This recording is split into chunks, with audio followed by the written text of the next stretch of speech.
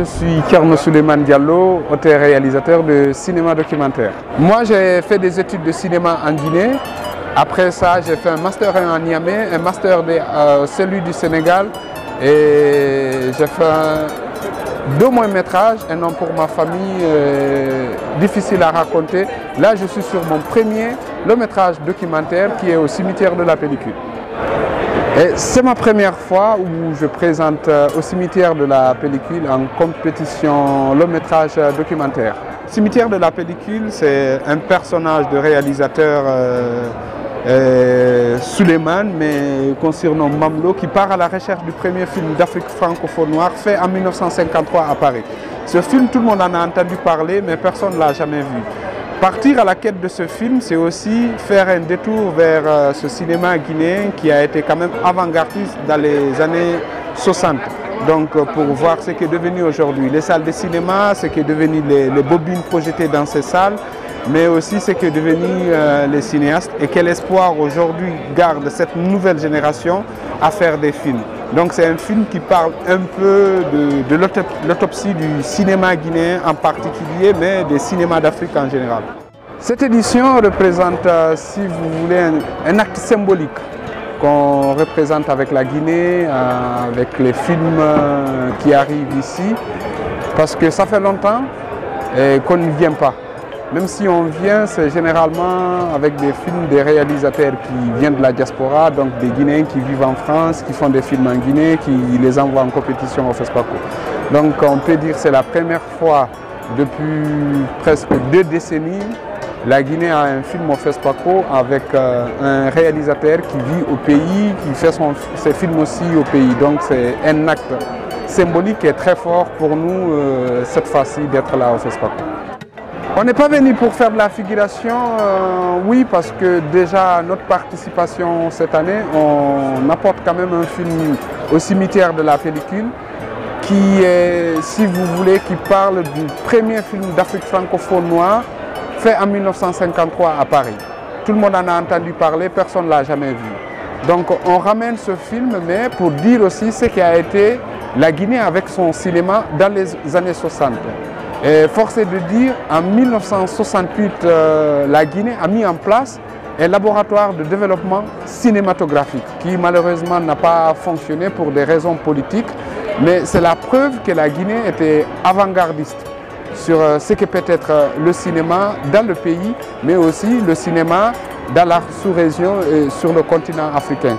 Donc on ramène ce film cette année au FESPACO, non seulement pour le présenter au public du FESPACO et de l'Afrique, mais pour aussi réécrire ou raconter l'histoire des cinémas d'Afrique qui ont toujours été racontés d'une certaine façon.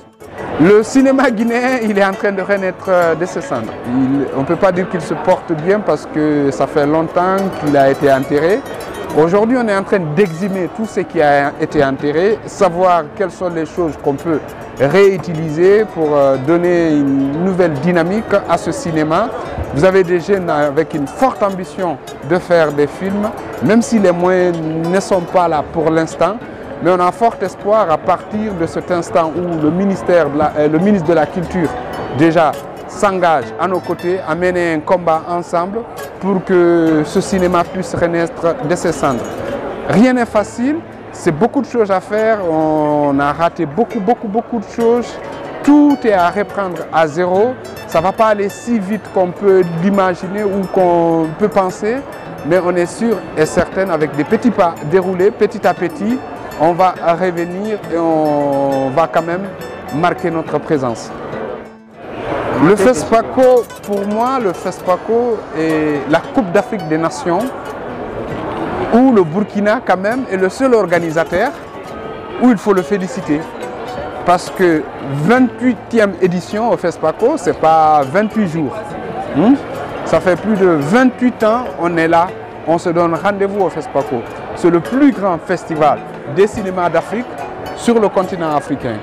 Et c'est le lieu de remercier quand même les Burkinabés, mais remercier aussi l'État burkinabé.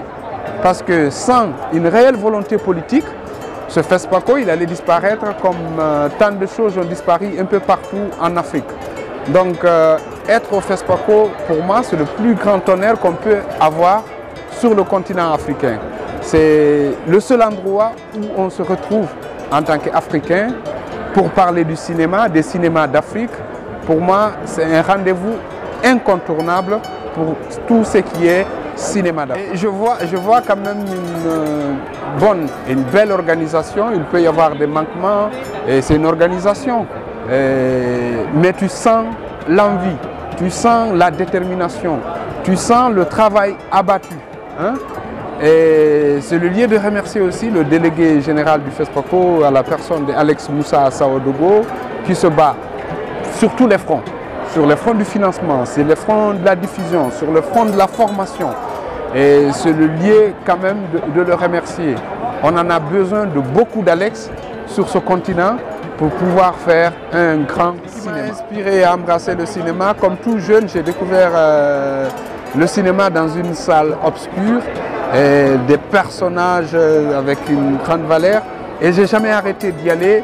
Après, j'avais la possibilité d'aller faire des études de cinéma, je suis allé. Mes références, moi personnellement, c'est des gens comme Cheikh Fantamadi Camara de la Guinée, mais de Souleymane Cissé du Mali, mais aussi d'Adraman Sissako de la Mauritanie, partagé entre la Mauritanie, le Sénégal et le Mali.